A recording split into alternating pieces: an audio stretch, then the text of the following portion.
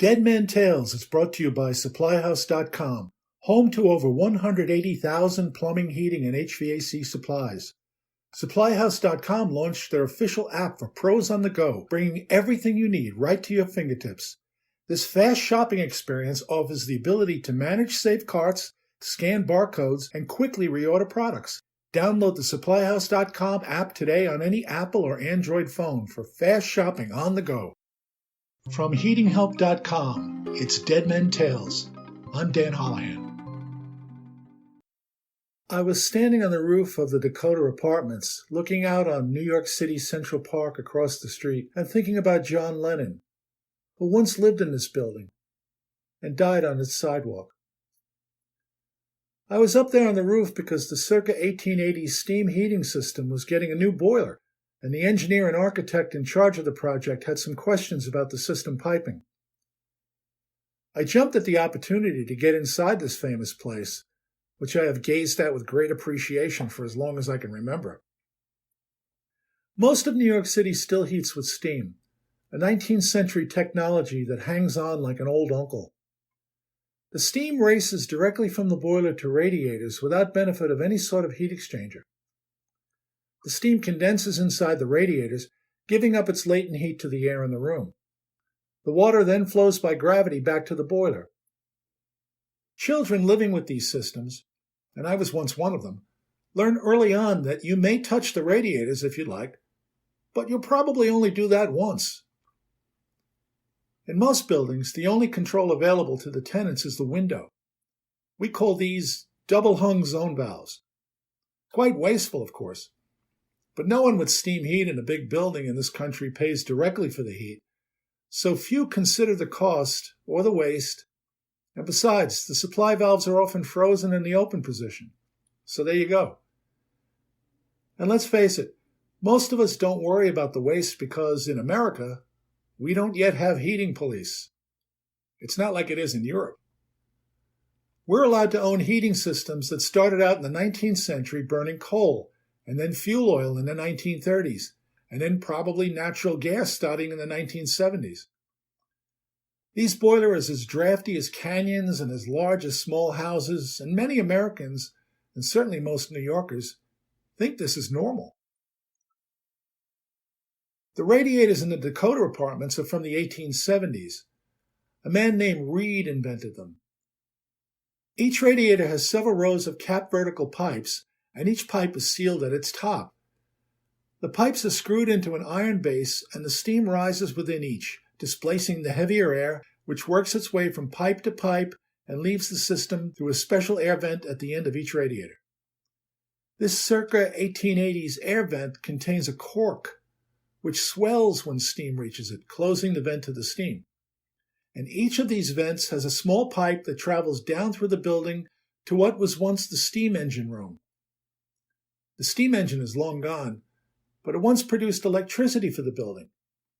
They used the waste steam from the engine to heat the radiators, and when other buildings appeared as neighbors to the Dakota, the owners of the Dakota sold power and steam heat to them, making the Dakota one of the world's first cogeneration systems.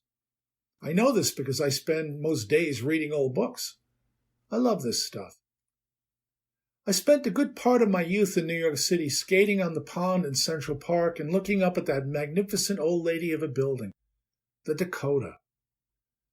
I have an archival photo of people skating on that same lake in the 1890s when the Dakota was the only building around. People come and go, but the buildings stay. And in America, so did the heating systems. And this makes life interesting for those of us in the business because we have to understand the newest technologies and these 19th century systems as well. My father's father, James Holohan, left Ireland at the turn of the century and came to America to shovel coal in a public bath. He was a big man, and he and my grandmother, Mary, had a bunch of kids before he died, far too young. My father went to war in 1941 and came back to work in a plumbing supply house in New York City. We lived across the street from where he worked, and my earliest memories are sweet. I played on the loading dock of that place. I watched men work. I listened to their tales. I went to work with my father in 1970 after he had moved to a manufacturer's representative on Long Island, and I treasure every moment of those years. I learned much. These days, there's a large horizontal fire tube boiler in the basement of the Dakota. On the day I visited, it was making low-pressure steam by burning number 6 fuel oil, which is no longer allowed because number 6 has the viscosity of molasses. The oil, about 6,000 gallons worth, waited in an enormous tank in the basement. They had to heat this thick oil in a shell and tube heat exchanger before they could move it to the burner. 6 oil is cheaper than number 2 oil, which is why they were using it. No one wants to pay too much for anything in America. But now number 6 oil is just a filthy memory, and that's a good thing. Now here's the best part about the Dakota. Each radiator has 2 pipes.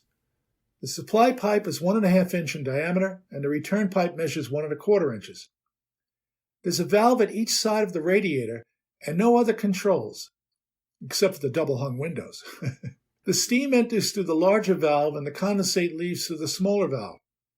When the tenants, all of whom are crazy rich and variously famous, are too hot, they call downstairs, and one of the heating guys will ride the service elevator to their apartment and close the radiator valves. The heating guy then returns to the basement and waits for the next call, which invariably has to do with the same fabulously wealthy tenant being too cold. The heating guy will make the trip upstairs, but this time to open the valves. We call these people two-legged zone valves. So that's Manhattan, and much of it is like this. But things are changing now, albeit slowly. About 1.5 miles south of the Dakota is the Hearst Tower, which was the first skyscraper to rise in New York after September 11, 2001, and the greenest building around back then. Hearst uses outdoor air for cooling and ventilating during most of the year, and this practice delivers a 22% saving in energy use and carbon dioxide emissions. There are no double-hung zone valves in this beauty. The building also has radiant floor heating in some areas and motion sensors throughout to control the lights and the machinery. They collect the rainwater from the roof and store it in a 14,000-gallon tank in the basement. They use this water to replenish evaporation from the building's air conditioning system and to water the indoor and outdoor plants. And some of that collected rainwater goes to the 3-story waterfall in the atrium lobby. This waterfall helps to cool the place. It's breathtakingly modern, green, and efficient, and it sits as an example of what can be and must be in our American future. I was standing on the roof of the Dakota apartments looking out at Central Park and Yoko's Imagine Memorial to John Lennon. I was with the building's architect, and he walked me over to these cast-iron bowls that crouched on pipes atop all the ventilating shafts. Those pipes ran down to the basement. Any thoughts on what these are for, he asked. I looked and thought about what I had read about this building, and then I realized that these bowls were the collectors for the rainwater that flowed to a long-gone tank in the basement. The Dakota once had hydraulic elevators, and these elevators ran on rainwater.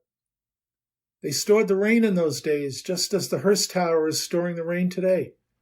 And all of this is connected through time and through story. And so are we. Imagine that.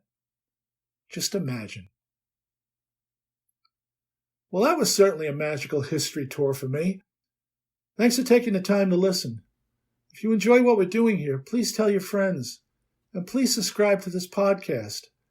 I've always believed the reader is more important than the writer, and that the listener is more important than the storyteller. This is because I already know what I know.